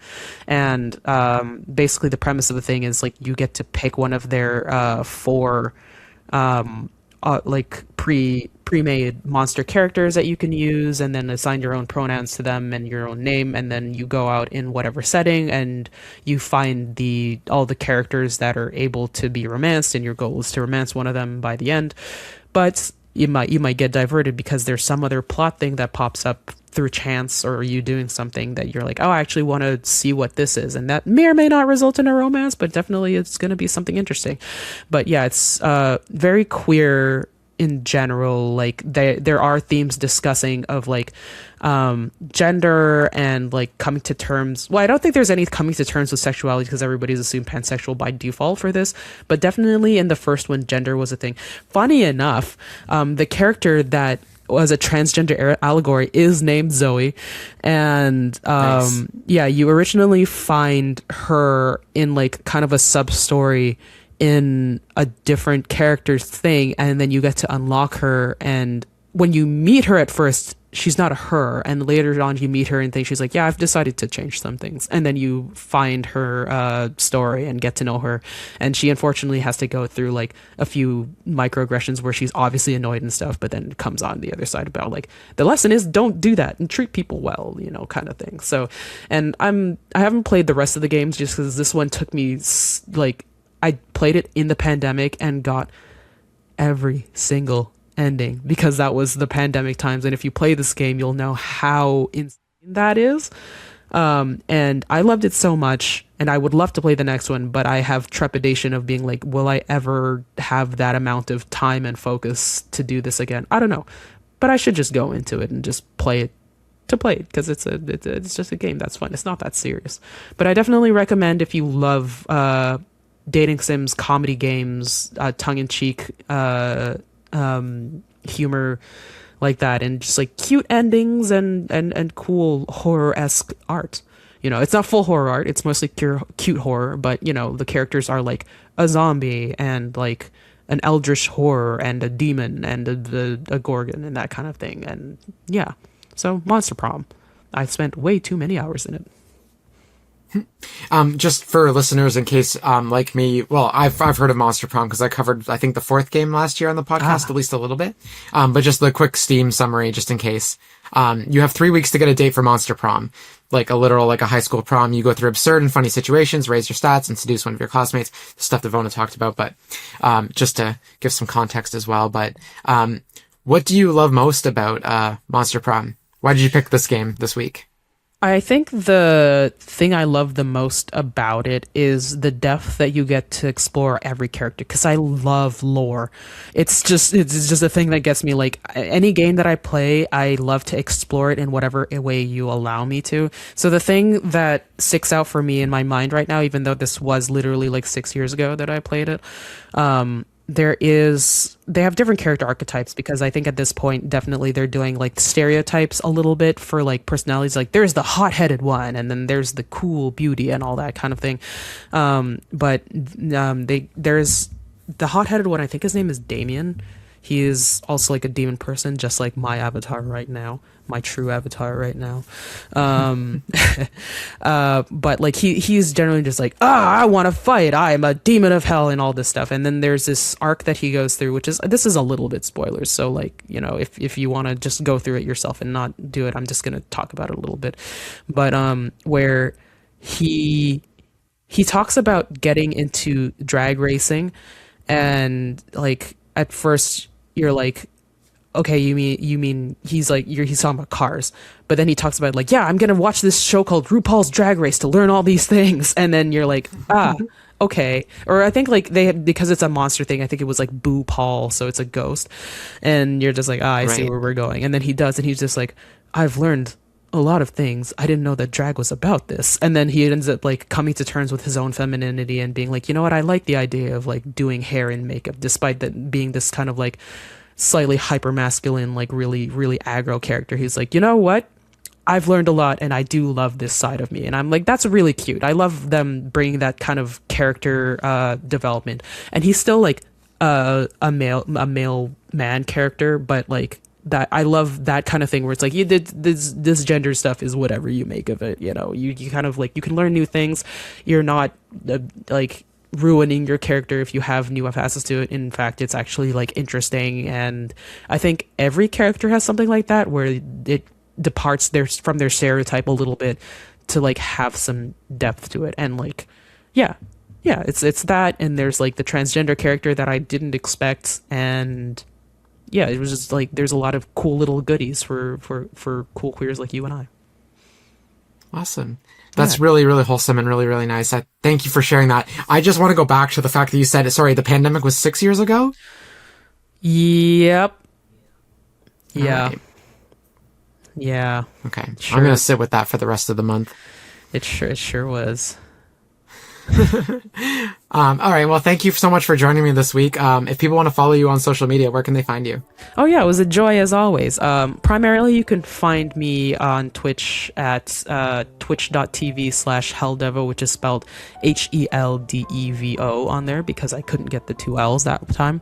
But I'm also on Tumblr as Helldevo with two L's, so HELLDEVO, and that's where I post updates sometimes about the stream and streaming kind of things. I have accounts on other things that I don't use anymore, but it's mostly like Twitch and Tumblr, and yeah, that's where you can find me if you want to watch me get through my huge backlog of video games that I've been building since I was a child. Amazing. Well, thank you so much for joining me. Yeah, it was great. I'm glad to always join you and talk about whatever we got on here. And that just about wraps up this week's show. Thanks, True Avatars, for joining me for another episode of your Queer Video Game Podcast. By listening to the show, you are supporting queer-made content, which is more important than ever. If you want to support True Avatars, it would be really great if you could leave a comment, rating, or review on your preferred podcast platform. You can follow the show on Blue Sky, Twitter, Threads, TikTok, and YouTube under the handle @TrueAvatars, all one word, and on Facebook and Instagram under True Avatars. If you are watching on YouTube, please like, comment, and subscribe, as well as hit the notification bell so you can be the first to know when new content drops. I welcome you to check out the official website, trueavatarspodcast.com. That's all one word, trueavatarspodcast.com. On the website, you can sign up for the newsletter, where you can get exclusive news and updates on the show. Bye, True Avatars. Thank you so much for listening, and I look forward to speaking with you all again next week. Take care and stay safe.